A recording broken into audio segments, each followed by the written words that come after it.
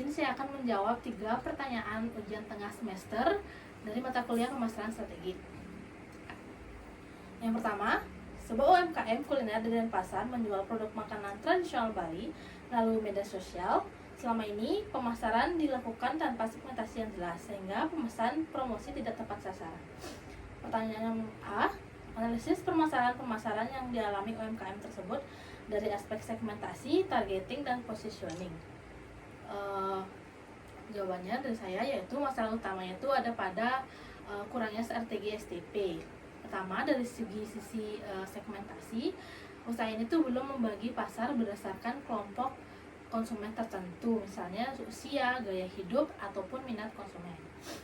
Jadi semua orang itu masih dianggap sama. Yang kedua, targeting atau penentuan target pasar juga yang tidak jelas, sehingga promosi menjadi umum dan tidak menarik bagi kelompok tertentu. Yang ketiga, ada positioning, adanya produk yang belum kuat padahal makanan tradisional Bali mempunyai nilai budaya yang unik tetapi belum ditampilkan dengan cara yang menarik atau mudah diingat. Yang kedua, ada yang B, rancangan strategi STP baru agar usaha tersebut dapat menjangkau pasar mudah yang lebih digital dan sadar budaya lokal. Jawabannya, segmentasi berfokus pada kelompok usia 18 sampai 35 tahun yang aktif di media sosial, gemar menikmati kuliner khas daerah dan memiliki minat terhadap kebudayaan lokal. Yang targeting itu tuh dengan sasarannya adalah anak muda Bali serta wisatawan muda yang menarik mencicipi kuliner tradisional dengan sentuhan modern. Dan yang terakhir, dengan cara positioning dengan menempatkan produk sebagai makanan tradisional Bali yang otentik namun dikemas secara modern dan kekinian.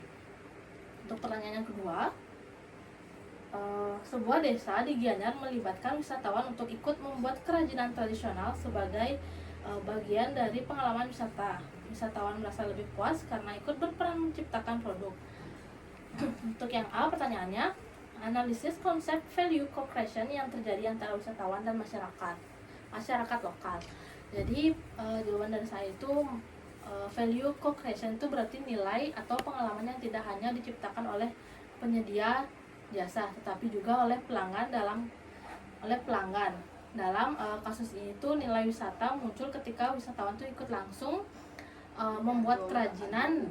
Jadi dengan begitu wisatawan tidak hanya membeli hasil akhir tetapi juga menikmati prosesnya. Jadi dapat menciptakan pengalaman yang lebih mendalam dan personal, dan juga masyarakat juga dapat memanfaatkan ekonomi, sedangkan wisatawan memperoleh pengalaman yang cukup berkesan. Untuk yang B, jelaskan bagaimana co-creation tersebut dapat meningkatkan customer engagement dan loyalitas. Jadi menurut saya ketika wisatawan dilibatkan secara langsung, mereka merasa menjadi bagian dari kegiatan lokal. Membuat keterlibatan atau customer engagement meningkatkan karena wisatawan tidak hanya positif tapi juga aktif berpartisipasi.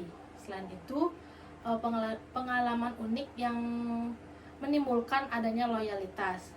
Wisatawan merasa terhubung secara emosional dengan desa tersebut sehingga lebih mungkin untuk kembali ke desa tersebut, dan juga merekomendasikan tempat itu kepada teman-teman mereka dan membagikannya di media sosial. Yang artinya co-creation juga bukan hanya meningkatkan kepuasan wisatawan tetapi juga menjadi strategi pemasaran efektif berbasis pengalaman. Yang ketiga, sebuah UMKM di Bangli memproduksi tas anyaman berbahan eceng gondok yang ramah lingkungan. Meskipun kualitas produknya baik dan memiliki keunikan lokal, penjualannya masih rendah. Hasil survei menunjukkan bahwa konsumen menilai produk tersebut kurang memiliki nilai pembeda karena desain kemasan sederhana, foto produk yang kurang menarik, dan pesan nilai produk belum tersampaikan dengan jelas di media sosial. Pertanyaan yang A, analisislah faktor-faktor yang menyebabkan rendahnya persepsi value produk UMKM tersebut dari sudut pandang pemasaran strategi. Jadi jawaban dari saya, masalah utamanya ada pada penyampaian nilai produk kemasan yang biasa dan konten visual yang kurang profesional. Jadi membuat tas itu tampak kurang premium.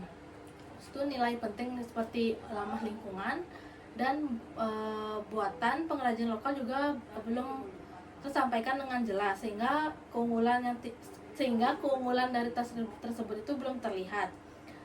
Produk pun belum memiliki ciri khas yang membedakan dari kompetitor. Jadi dari sudut pandang pemasaran strategi ini juga menunjukkan lemahnya komunikasi nilai atau value communication, sehingga konsumen belum menangkap keunggulan dari cerita di balik produk tersebut. Terus yang B, bagaimana strategi komunikasi nilai produk atau value proposition communication strategi yang dapat diterapkan agar konsumen lebih menghargai keunikan dan kualitas produk tersebut. Jadi jawaban dari saya, agar konsumen semakin menghargai keunikan dan kualitas produk, diperlukan komunikasi dengan menyentuh emosi dan memperkuat citra merek dengan menggunakan storytelling untuk mengangkat kisah pengrajin, proses pembuatan, serta manfaat lingkungan. Dan juga terdapat dukungan visual berkualitas seperti foto dan video yang bisa ditonjolkan sebagai detail untuk bahan tas, akan makin memperjelas nilai produk. Dan juga mencantumkan pesan yang kuat seperti tas ramah lingkungan buatan pengrajin Bali Bangli, agar keistimewaannya langsung tersampaikan. Dan juga ada pun manfaatnya untuk media sosial dan marketplace dengan konten edukatif dan inspiratif, sehingga produk dipandang bukan hanya sebagai tas, tetapi sebagai wujud kepedulian kita terhadap alam dan budaya yang lokal. Pertanyaan terakhir, yang C, jika Anda menjadi konsultan pemasaran UMKM tersebut, strategi apa yang akan Anda merekomendasikan untuk meningkatkan perceived value dan memperluas pasar tanpa mengabaikan identitas lokal Bali? Jadi kalau saya jadi konsultan UMKM ini, saya akan menyarankan strategi exo luxury branding, atau yaitu menjual produk ramah lingkungan tetapi masih terlihat elegan dan modern tanpa meninggalkan sentuhan tradisionalnya. Jadi caranya untuk memperbaiki desain tas tersebut agar tampilannya lebih kekinian tapi tetap mempertahankan unsur khas lokal, jadi bisa bekerja sama dengan desainer muda ataupun influencer supaya produk lebih dikenal banyak orang. Setiap tas bisa dikasih cerita sedikit singkat tentang budaya Bali, misalnya lewat label atau menjelaskan arti motif anyaman atau proses pembuatannya. Promosi juga bisa dilakukan dengan cara digital, terutama lewat foto ataupun video yang menarik di media sosial. Jadi dengan beberapa cara tersebut, tas ini akan terlihat lebih bernilai, terus jangkauan pasarnya itu makin luas dan identitas lokalnya tetap terjaga. Jadi sekian dari pemaparan perjawaban dari saya ucapkan terima kasih. Om Santi.